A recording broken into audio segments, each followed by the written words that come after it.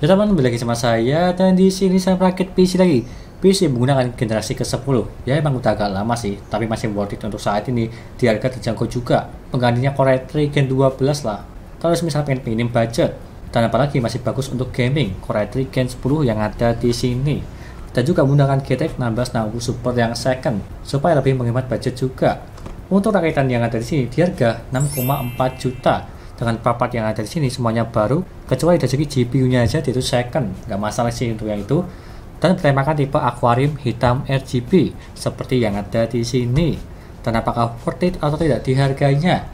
Dan sebelum saya jelaskan apa saja spesifikasi yang ada di sini dan juga mereviewnya, jangan lupa klik subscribe di pojokan bawah tuh ya, tinggal diklik seperti itu.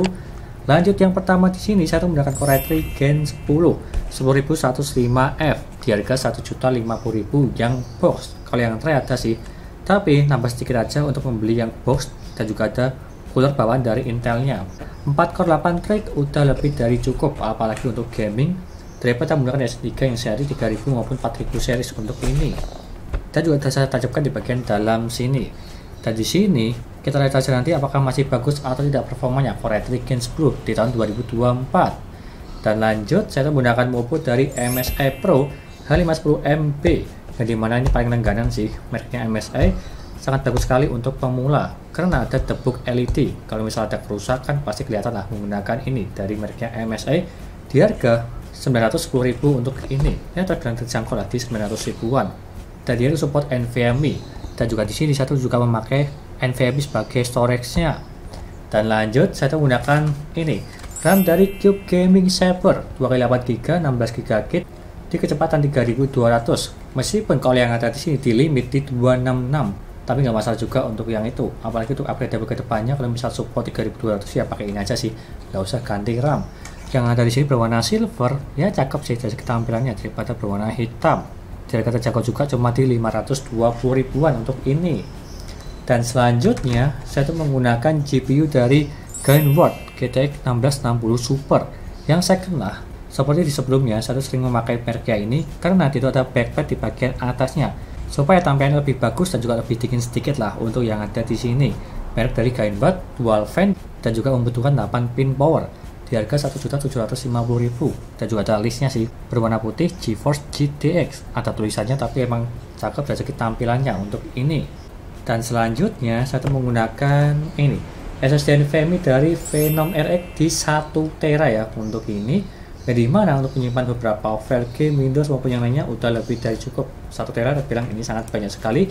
Tipenya NVMe dari Phenom RX di harga 900.000 ini terbilang ini murah dan juga ada bagus lah, garansinya di Asia Raya 3 tahun. Dan saya tancapkan di bagian bawah CPU cooler ini, kelihatan ada segi penampakannya. Dan lanjut saya menggunakan ini Kiyosama K200 yang berwarna hitam di harga 110.000 untuk mendinginkan Core i3 Gen 10. Apakah bisa atau tidak, lihat aja bisa dari segi reviewnya.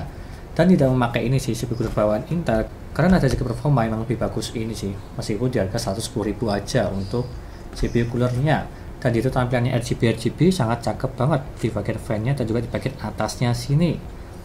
Dan lanjut saya tuh menggunakan aparatur gaming Neptune 500 watt 80 plus bronze seperti stiker yang ada di sini 80 plusnya, dan dia tuh full modular jadi aman lah. Apalagi saya menggunakan tipe aquarium dengan space kabel yang minim, jadi memakai ini udah sangat bagus sekali karena cuma memasang kabel-kabel yang diperlukan aja dari segi yang digunakan, jadi lebih ramping lah dan juga lebih hemat tempat.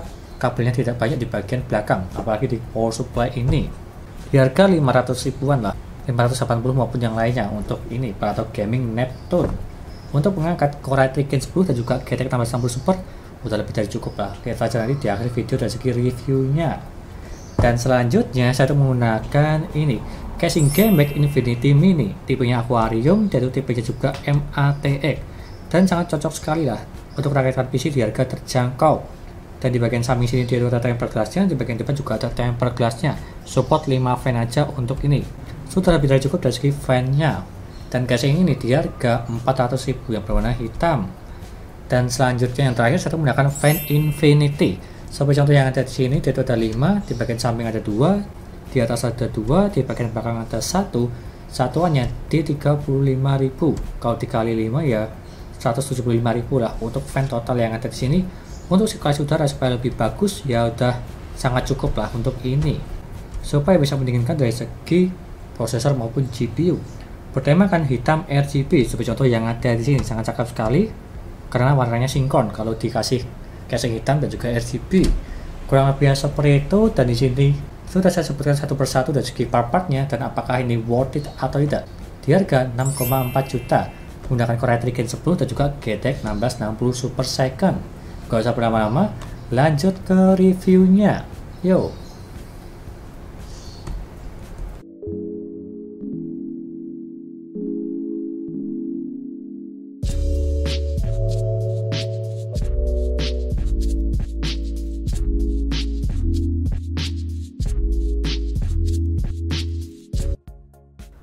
Lanjut yang pertama, dari segi HD Sentinel, untuk mengecek performa, kesehatan, serta suhunya, NVMe Phenom RX.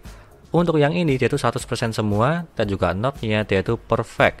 Serta suhunya cuma di 42 derajat, terbilang agak panas lah untuk yang ini. Dan kalau bisa menggunakan heatsink tambahan supaya lebih dingin di bawah 40 derajat menggunakan NVMe Phenom RX. Lanjut ke Crystal Disk Mark, untuk mengecek kecepatannya, yang dimana membacanya mendapatkan di 2487 dan juga menulisnya di 1715. Dan jika kita bandingkan yang ada di website, yaitu up-to-nya 1900 per 1700, dan kalau kita bandingkan dia itu melebihi semua. Dari segi membacanya lebih banyak, tapi dari segi menulisnya melebihi 15. Gak masalah sih, yang penting sesuai dan juga lebih dari realitanya.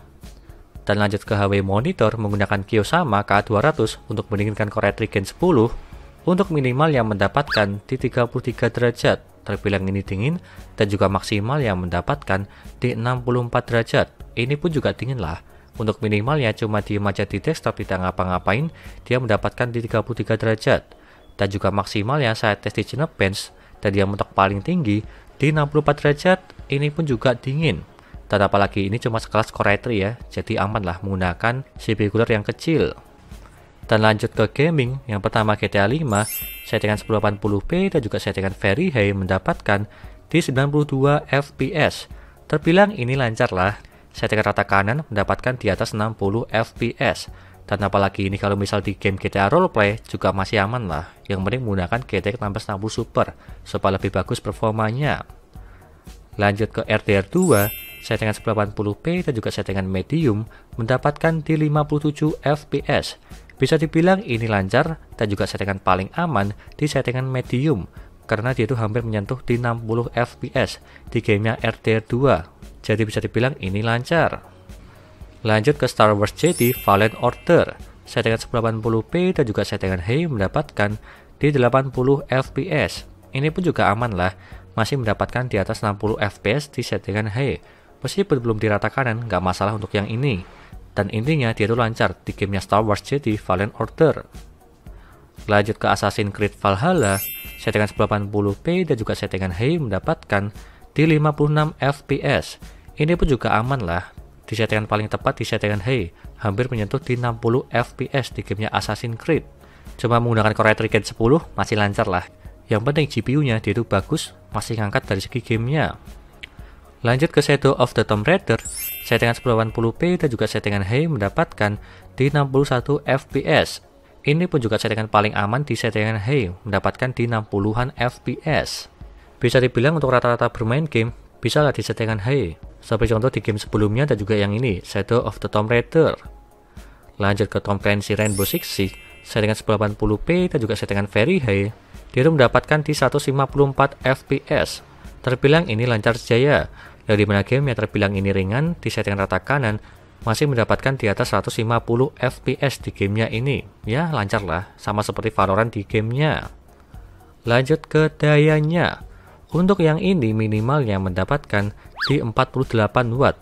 Terbilang ini irit, masih di bawah 50 watt. Dalam posisi tidak ngapa-ngapain di desktop, diem aja, yang dimana di paling bawah cuma di 48 watt. Terbilang ini aman, dan juga maksimal yang mendapatkan di 174 watt. Ini pun juga masih irit lah, masih di bawah 200 watt. Untuk yang ini saya tes di gaming dan dia mentok paling tinggi di 174 watt. Meskipun rata-ratanya di 150 sampai di 160 watt. Tapi aman, ini bisa dibilang hemat listrik. dan apalagi menggunakan power supply di 500 watt udah lebih dari cukup dari segi dayanya. Kurang lebihnya seperti itu, dan lanjut ke kesimpulannya. Di harga 6,4 juta, apakah ini rekomen atau tidak? Harga di tahun 2024 untuk saat ini dari segi gaming bisa dibilang ini cukup bagus. Yang dimana dari segi performanya untuk bermain game zaman sekarang di settingan high masih aman lah. Bisa mentok di 50-60 fps. Syukur-syukur bisa lebih tergantung gamenya. Meskipun menggunakan GPU second, ya wajar sih zaman sekarang banyak banget GTX 1660 Super yang second. Tapi dari segi performa dan juga harganya, ini worth it.